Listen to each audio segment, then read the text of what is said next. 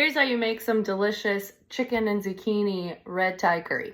Today I'm using a big cast iron pot, which I'm heating up on high heat. You can also use a big ass pan. We're gonna sear 2 pounds of chicken thighs. We want the pot to be extra hot so when we put the thighs in, they sizzle. If you don't like chicken thighs, it's totally fine. You can switch this out for chicken breast. I would just suggest cutting it in half, thinner pieces. Everybody loves a bit of seasoning, so I'm taking half a teaspoon of salt and spreading it across both sides of the chicken. Also, a few shakes of pepper. Usually the bottom of chicken thighs look a little scarier than the top.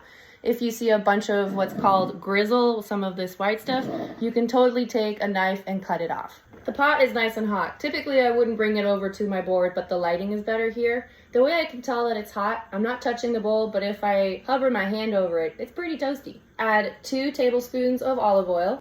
And I recommend taking a fork and dropping in one thigh at a time. Be careful for backsplash. Set your timer for 5 minutes. I'm keeping my heat on medium high. It's really loud. At 5 minutes, you can use tongs or a fork to flip everything. While we wait, we're going to slice 3 zucchinis. You don't need to peel them, but we're gonna cut them in half lengthwise, like this. Take off the butts.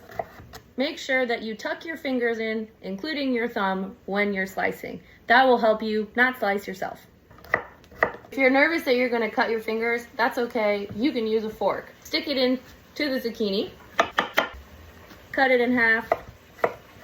Good job. Your chicken should be pretty close to done.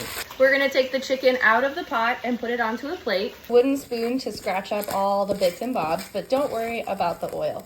We also need a shallot. A shallot usually looks like this. Often it has 2 pieces to it, and it kind of tastes like onion and garlic had a baby. Just like an onion, you take off the butts. I like to cut mine in half and then take off the brown outer layer.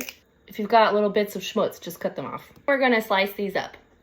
If you don't have shallots, you can totally use half an onion. Now our shallots are gonna go into the pot, and then 3 cloves of garlic that we are going to smash.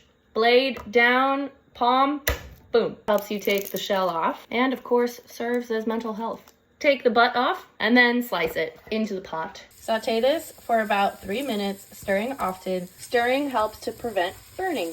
Now toss in your zucchini and set your timer for 4 minutes. Give it a few good stirs. We need 5 tablespoons of red curry paste.